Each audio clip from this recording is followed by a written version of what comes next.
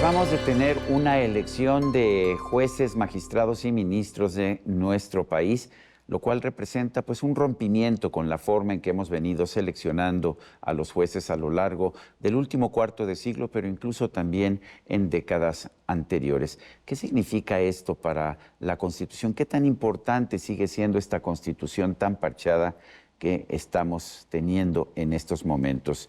Mucho he reflexionado sobre este tema con el libro Constitución y Gobernabilidad de Diego Valadez, uno de los grandes juristas mexicanos, investigador del Instituto de Investigaciones Jurídicas de la UNAM, abogado constitucionalista, ha sido ministro de la Suprema Corte, ha sido procurador y ha tenido muchos cargos importantes en la República Mexicana. En primer lugar, Diego, siempre es un gusto conversar contigo. Lo es para mí, Sergio. Muchas gracias. ¿Cómo has visto ahora? Ha terminado la votación para elegir nuevos jueces, magistrados y ministros. ¿Qué significa esto para nuestro país? ¿Qué significa para nuestra Constitución?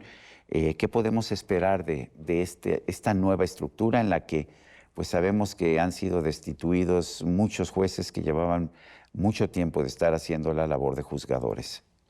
Ya casi es un lugar común, Sergio, decir que vamos a entrar a una nueva era. Evidentemente entramos a una nueva era, pero no es una era deseable, no es una era de un nuevo constitucionalismo, no es una era de una nueva promesa de construcción de instituciones o de desarrollos que beneficien a la sociedad.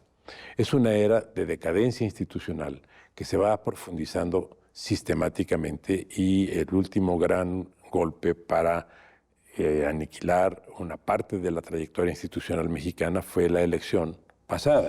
Pero nos dicen gente del gobierno, entre otras cosas, que pues ya antes se elegía popularmente a los jueces. El propio Benito Juárez allá en el siglo XIX fue electo popularmente.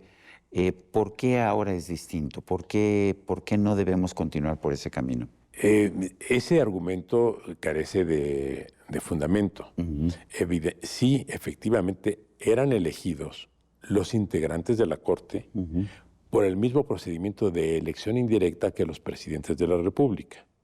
Pero era una elección indirecta, no era una elección popular directa. Y solo los ministros de la Corte, no el resto de los integrantes de la Judicatura.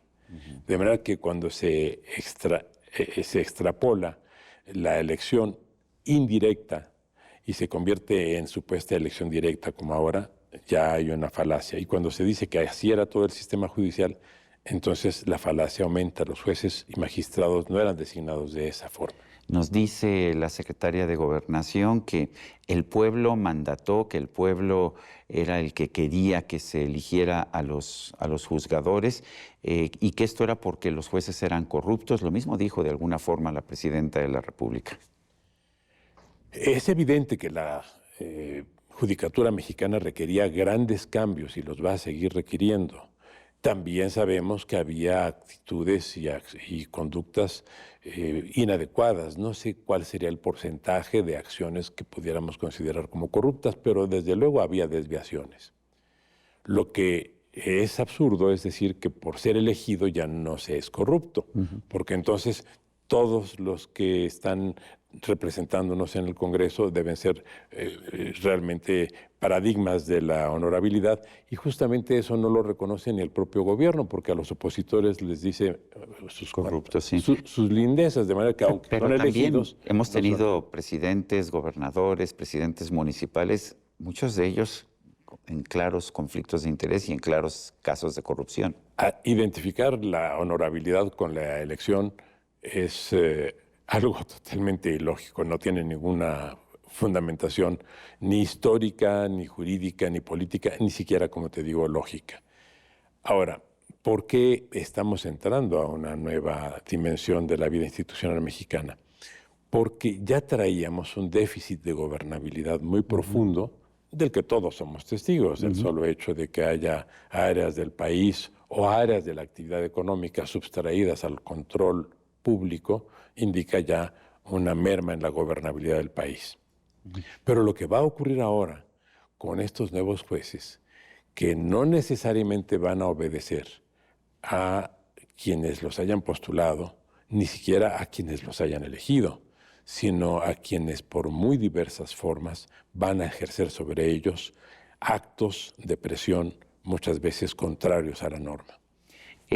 Este libro, Constitución y Gobernabilidad, no es un libro de coyuntura, no es acerca de lo que está pasando en el país en este momento, aunque sí tratas el tema, pero nos ofreces una visión a lo largo de la historia de la Constitución, de los regímenes que tienen constituciones y de la gobernabilidad.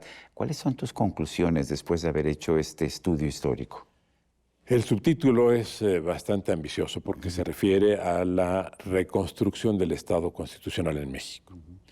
Hace más de 20 años, 25, incluso 30, hablamos en México todos, tú, yo, muchísimos, de la reforma del Estado. Nunca se llevó a cabo la reforma del Estado. Todo nuestro proceso de democratización estuvo orientado al sistema electoral, al sistema representativo y con muchas limitaciones, y al sistema jurisdiccional con una reforma muy importante. La de 94. La de 94. Pero nunca se tocó la estructura del poder ejecutivo en el país, ni de los poderes ejecutivos locales, que son auténticos cacicazgos en el mayor número de los casos. Esa reforma quedó pendiente y echó a perder todo lo que se había avanzado. De hecho, lo que estamos viendo ahora con la elección de los jueces, pues es el clímax del poder personal de los presidentes, que un presidente decide cambiar la Constitución e incluso le dice al Congreso, a la mayoría calificada del Congreso le dice, no me van a cambiar ni una coma, y no le cambian ni una coma. ¿Qué es eso? Obediencia total. Obediencia total es lo que denomino en este libro absolutismo presidencial. Eso hace que ya hoy no podamos hablar de reforma del Estado, porque eso quedó atrás. La oportunidad se perdió. Ahora tenemos que reconstruir el Estado porque claramente lo que estamos presenciando en la vida cotidiana es la demolición de la vida institucional en el país. Y por eso hago ahí una serie de propuestas. La primera, en el sentido de que hay que modificar las condiciones que han venido causando esto es detener la caída de la vida institucional, después estabilizar la vida institucional y luego reconstruir la vida institucional. Esto va a llevar tiempo, pero no solo será posible, sino será inevitable. El destino del país es la reconstrucción de las instituciones, tarde más o tarde menos, se haga con quienes están en el poder o se haga sin los que están en el poder. Ahora, en ese sentido hemos tenido más bien un retroceso, porque teníamos instituciones quizás imperfectas en materia de transparencia, en materia judicial, en materia de regulación energética, y sin embargo todas estas instancias han desaparecido y se ha concentrado todo en el Poder Ejecutivo. Nos estamos acercando a una dictadura que puede ser benigna o puede ser perversa, pero porque ha habido dictaduras positivas en el mundo, pero todas tienen la misma característica, que todo el poder está concentrado en una persona. ¿A eso vamos? Son dos opciones que se plantean como incógnitas para el futuro, Sergio.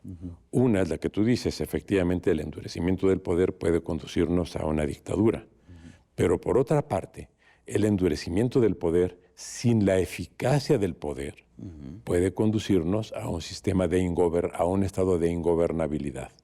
Esto es... O sea, distinto que una dictadura como la de Singapur, en que funciona muy bien todo, pero está el poder muy concentrado. Aquí es otra cosa. Aquí sería un poder muy concentrado y muy disfuncional. Eso se llama ingobernabilidad. Es completamente distinto. Dices, completamente distinto. En algún punto planteas que estás escribiendo este libro en parte con la idea de ofrecerle o tratar de reconstruir un mejor país para tus nietos. Hay una parte personal en todo esto, ¿no? Sí, y para todos los niños de México señalo, porque estoy pensando en el horizonte de una generación. Esto es, se estima que una generación en términos sociológicos es alrededor de 20 años. Así es. Y yo no creo que las condiciones actuales puedan resistir en el grado de deterioro que tenemos más que eso. Inclusive estoy seguro de que los cambios se producirán mucho antes de esos 20 años, porque los efectos de la concentración del poder y de la ingobernabilidad creciente se van proyectando sobre la vida de cada mexicano, de cada familia, de cada corporación, de cada empresa. De manera que las condiciones en el país, en el orden de la ingobernabilidad, van a ser insufribles en muy poco tiempo y esta reforma judicial las va a precipitar. Y sin embargo, tanto el expresidente López Obrador como la presidenta Sheinbaum han presumido su popularidad y dicen que no solamente va todo muy bien, sino que tienen el gran respaldo de la población.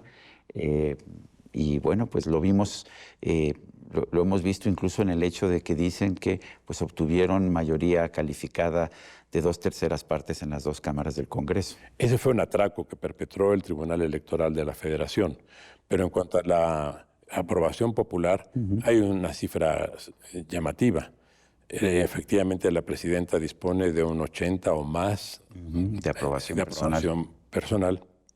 Y a pesar de su involucramiento directo en la convocatoria al proceso de elecciones, solo convenció al 12%. ¿Piensas tú que el sistema judicial va a mejorar o va a empeorar con estas nuevas designaciones?